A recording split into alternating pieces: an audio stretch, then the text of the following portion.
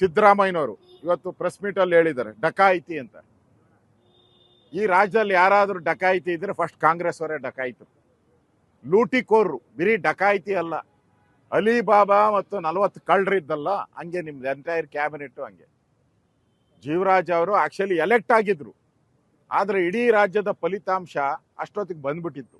ಇವ್ರ ದುರದೃಷ್ಟಕ್ಕೆ ಅಧಿಕಾರಿಗಳು ಉಲ್ಟಾಗೋದ್ರು. ಹಂಗೆ ಯಾವಾಗ ಫಲಿತಾಂಶ ಕಾಂಗ್ರೆಸ್ ಪರವಾಗಿ ಅಂತ ಹೇಳ್ತೋ ಅವಾಗ ಉಲ್ಟಾ ಆದ್ರು. ಸಿದ್ದರಾಮಯ್ಯನವರು ಇವತ್ತು ಪ್ರೆಸ್ ಮೀಟ್ ಅಲ್ಲಿ ಹೇಳಿದ್ದಾರೆ ಡಕಾಯಿತಿ ಅಂತ. ಈ ರಾಜ್ಯದಲ್ಲಿ ಯಾರಾದರೂ ಡಕಾಯಿತಿ ಇದ್ರೆ ಫಸ್ಟ್ ಕಾಂಗ್ರೆಸ್ ಅವರೇ ಡಕಾಯಿತು. ಲೂಟಿಕೋರ್ರು, ಬರೀ ಡಕಾಯಿತಿ ಅಲ್ಲ, ಅಲಿಬಾಬಾ ಮತ್ತು 40 ಕಳ್ಳರಿದ್ದಲ್ಲ, ಹಂಗೆ ನಿಮ್ದು ಎಂಟೈರ್ ಕ್ಯಾಬಿನೆಟ್ ಹಂಗೆ. ಜೀವರಾಜ್ ಅವರು ಆಕ್ಚುಲಿ ಎಲೆಕ್ಟ್ ಆಗಿದ್ರು, ಆದ್ರೆ ಇಡೀ ರಾಜ್ಯದ ಫಲಿತಾಂಶ ಅಷ್ಟೊತ್ತಿಗೆ ಬಂದ್ಬಿಟ್ಟಿತ್ತು.